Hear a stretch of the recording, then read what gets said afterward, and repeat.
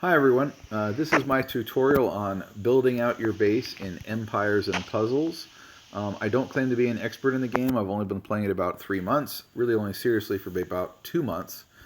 But this is the strategy that I've come across for getting your stronghold up to level 20 as quickly as possible. And as you can see, I've done that. I'm now getting to work on getting some of my other key buildings up to level 20, the most notable being a training ground.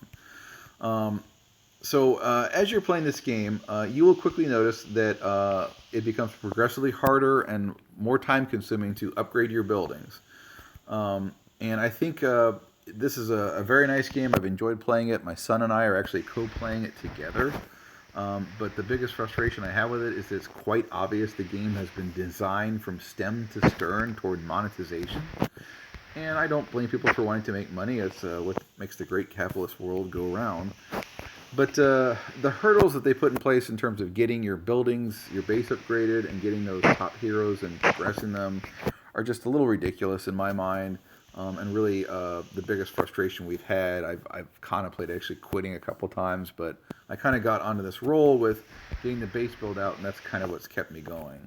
So my focus here is on how to build out your base to level 20 as quickly as possible without spending a lot of real-world money. And so I have two basic tips to do that.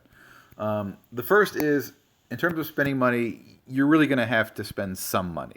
Most people in this game spend money on gems so they can quickly do a lot of hero draws and hopefully get lots of heroes, or they spend it on ascension items or things like that, or these various promotional packs that they have going at different times. You can do that if you want, but you can easily blow through a lot of money. And I did spend about $30 at one point to get a bunch of gems, which got me about 13 epic hero pulls. What you will find is that the drop rate on those 5-star and even 4-star heroes is not good. So I think we did 13 pulls at one time, which that may not seem like a lot. You know, you see these videos on YouTube where people are doing 50 or 60 pulls at a time because they've spent a couple $100 on the game. But I think in our 13 pulls we got 11 3-star heroes, one 4-star hero, or excuse me, 12 3-star heroes and one 4-star hero and 0 5-star heroes. So the drop rate on those is very, very low. So my focus has been on getting my training stronghold up to level 20 and then getting a training ground up to level 20 so I can start training heroes with a chance of 4 or 5-star heroes, epic or legendary, on my own without having to spend anything other than in-game resources. So if you're going to spend money, and I do think you kind of have to, unless you want to just go crazy, is to get a subscription. And the subscriptions are, you will see if you're trying to play the game and you have one builder going on upgrading a building, and you try and start a second, as they will say you need a subscription to get a second builder. And you really do want to do this. You will see here the little notation of where I'm upgrading a building with the 2 hammers, so I have 2 out of 2 builders. So there are 2 tiers of subscriptions. One is for an entire year, or one is for a month. It's $5 a month, $4.99. And I would recommend you do that. That gives you daily 30 gems, which is nice, so 900 total for the month. It gives you some loot tickets, which is nice. But the main thing you really want is that second builder, so you can be building 2 buildings at the same time. Because as you get to these upper levels, you start this game and your buildings are, level 4, 5, 6, 7. It just doesn't seem like that big of a deal.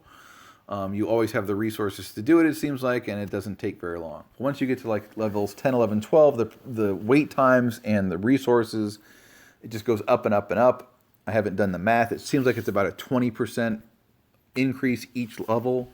So I'll tell you, to get my stronghold from level 19 to 20, it took just shy of 2 million iron to do that, and it took 1 week, 7 days, just to go from level 19 to 20.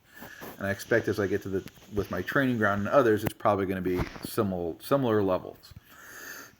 So what I do suggest is you get that second builder, because otherwise it took me 2 months working seriously to get my stronghold up to level 20. And if you don't have 2 buildings at a time, where you're going to have to wait a week at a time to get one building up, you're just going to be, unless you have tremendous patience, it's just going to take months and months and months. So I have done 2 months worth of subscriptions. I just re-upped for 1 more month. I figure that'll be enough time to get at least one training ground up to level 20, and maybe my forge and whatever else I need to really sort of be at that elite level. And then I'm gonna stop my subscription. So that'll have been $15 total spent on the subscription, which I think is reasonable to invest in a game that you're going to be playing and enjoying for at least a few months. So my second main advice is to, as you're wanting to get your stronghold and everything else up as quickly as possible, is you really want to focus on iron. As much as possible, I've put all my resources into upgrading my mines, upgrading my iron storage, and then upgrading my stronghold. Really to the detriment of other buildings. You can see here my food storage, my houses, the rest of my farms there, really not very high. Most of my farms are level 8 and 9. Food storage is about 9. But honestly, I've never really had a problem with food shortages, at least not much of one. It's always about iron, iron, iron. So I try not to use iron for anything except for more iron.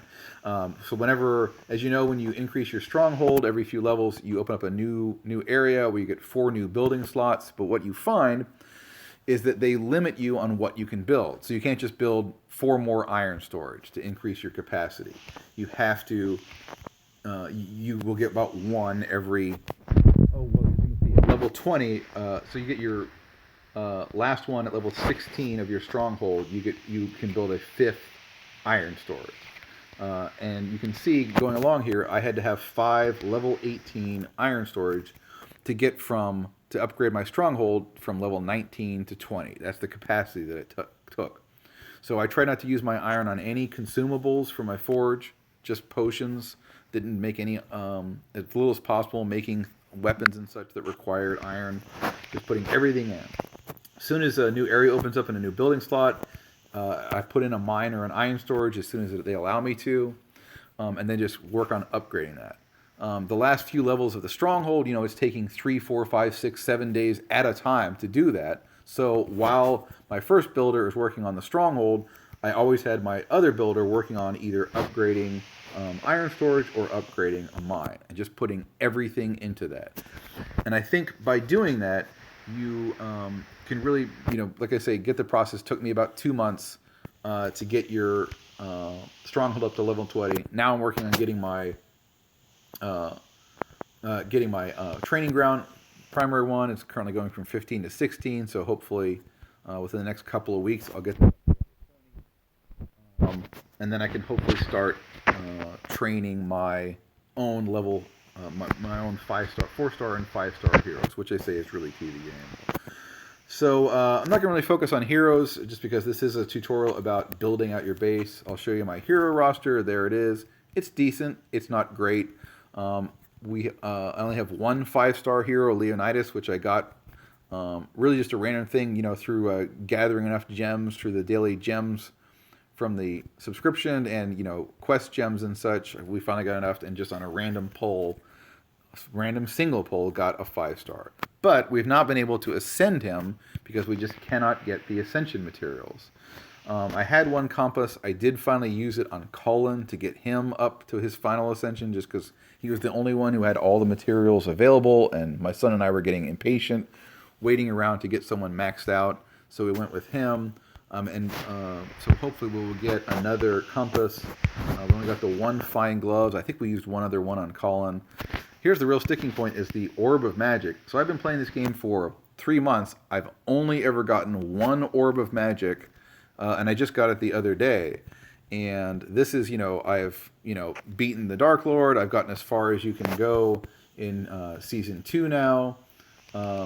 So, we've progressed as far as you can progress on the map. You don't really get a lot of the elite progression items there. You mostly get them through these daily hunts, which I do them every single day. Do the heroes, Titans, and the wars and the alliance. I have a good alliance. We pretty much win every single war. I think we've only ever lost 1. We pretty much always take down the Titan.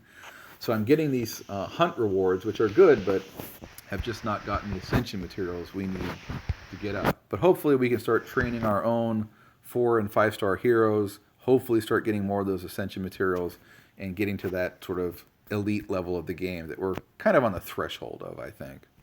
Well, anyway, those are my tips for building out your base without spending a whole lot of money, and hopefully keeping the process as short as possible. Hope you've enjoyed this. If you have any comments, criticisms, quips, whatever, feel free to leave them in the comments below. Thanks so much.